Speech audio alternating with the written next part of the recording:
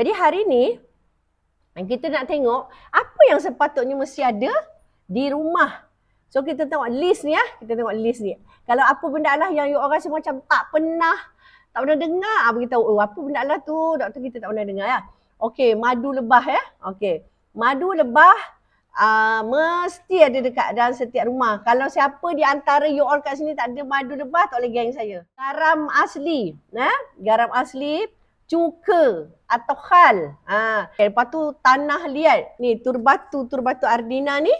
Okey, kalau turbatu ardina ni sebab dia boleh diminum, boleh dipakai sekali kan. Penting kan turbatu. Minyak kelapa, mesti ada minyak kelapa. Kalau tak nak beli, kalau kata saya kat sini RM57 mahal. Sebab yang ni kualiti dia memang kualiti boleh buat EO lah apa-apa semua kan. Boleh minum, boleh apa kan. Buat sendirilah. Senang je buat minyak kelapa. Minyak zaitun. Ni minyak zaitun. Minyak zaitun mesti ada.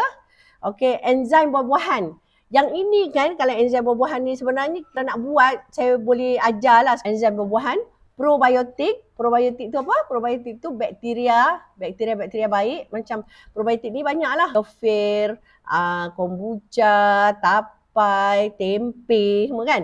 Lepas tu beras hangus. Beras hangus ni senang je nak buat. Okey, beras hangus, beras angkap, kanji beras. Kanji beras ni maknanya rumah mesti ada beras tapi mesti reti masak nasi. Minyak hangat. Minyak hangat ni kita kata kalau macam dulu-dulu kita minyak kayu putih lah, minyak geliga lah, minyak yuri lah, minyak jarak apa? Castor oil. Castor oil mesti ada. Spirulina. Spirulina kena ada sebab kebanyakan daripada kita penyakit panas dan badan acidity tinggi.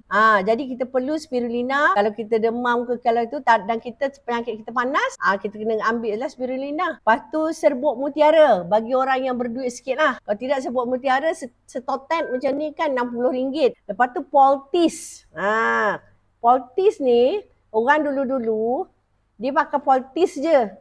Kalau sakit-sakit kan, tak adalah pergi hospital pakai Poltis kalau sakit yang ringan macam sakit angin tu dalam ni sekejap lagi kan kita akan terangkan lah. Dan paling penting kit kecemasan homeopati.